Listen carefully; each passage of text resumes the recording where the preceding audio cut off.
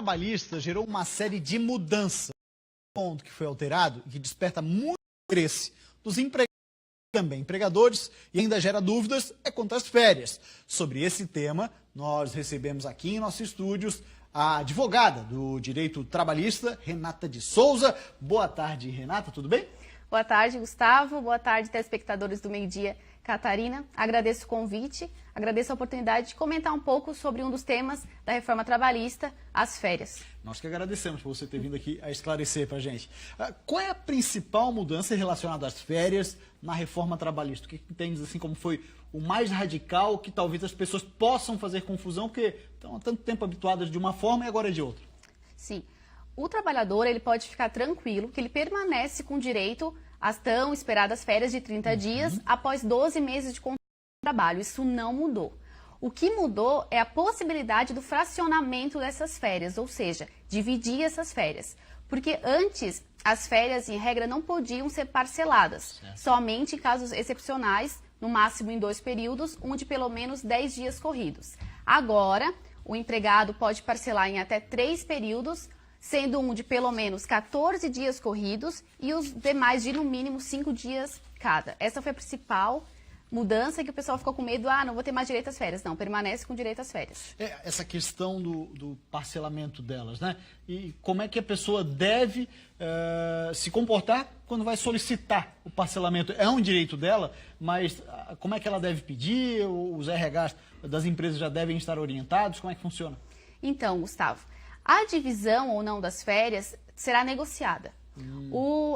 Não é de desejo, não é simplesmente o empregado dizer assim, eu quero assim. Não, tem que ser como um acordo. Será como um acordo, tem que ser negociada. A empresa não pode impor a divisão. Da mesma forma, a empresa não é obrigada a dividir em 3 partes, caso o empregado queira. Ambos têm que chegar num acordo por parcelamento. Mas se o empregado concordar com o parcelamento, quem define a data das férias, os períodos em que ele gozará das férias, permanece a critério do empregador. Quem define a data é o empregador. Sempre foi. Isso não foi alterado pela reforma.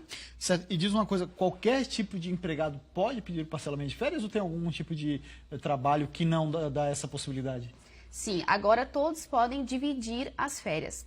Porque antes, os empregados menores de 18 e os maiores de 50, eles não podiam parcelar as férias. Eles eram obrigados a pegar o período integral de 30 dias. Agora, eles também poderão ter as férias parceladas. Uma das coisas que a gente observava muito na CLT é a questão da venda das férias. Isso ainda é permitido?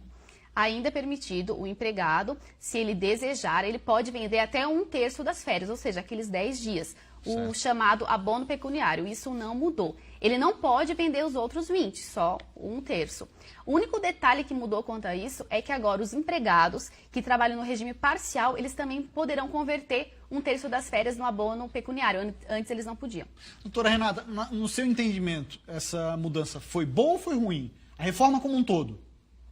A reforma como um todo é bem polêmica, são vários pontos. Esse ponto específico das férias, ao meu ver, nem todos concordam, foi positivo, esse ponto das férias. Por quê? Porque nem todo empregado quer pegar os 30 dias direto. Ou porque não tem com quem deixar as crianças, ou porque quer viajar em outros períodos, ou até financeiramente não é viável para ele pegar os 30 dias direto. E para a empresa também é interessante, porque muitas vezes é difícil deixar o empregado afastado os 30 dias. Mas reforço que é preciso ter esse acordo de ambas as partes e que a reforma trabalhista não alterou só esse ponto, foram várias outras mudanças. O que eu costumo dizer para os meus clientes e para os meus colegas é que o caminho é a informação. Tanto o empregado quanto o empregador tem que saber ficar por dentro das mudanças e como essas novidades afetarão o dia a dia da sua relação de emprego.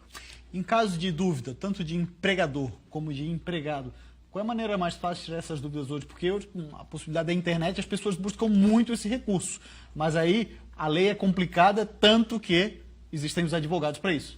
Isso, Gustavo. Muitos empregados consultam o Google primeiro, acham que lá vem todas as respostas. E como a lei 13.467, ela ainda não traz todas as respostas, pairam muitas dúvidas, a gente recomenda sempre ler a lei na íntegra e, em maiores dúvidas, procurar um advogado ou uma assessoria, as empresas geralmente têm uma assessoria, ou consultar um advogado especialista. também de direito do trabalho. Doutora Renata, agradeço muito a sua presença. Eu que agradeço, espero ter contribuído. Contribuiu muito. Tá bom? Muito bem, chegou a hora do Programe-se, uma agenda completa com eventos por todo o estado. Você quer se divertir? Então confira agora.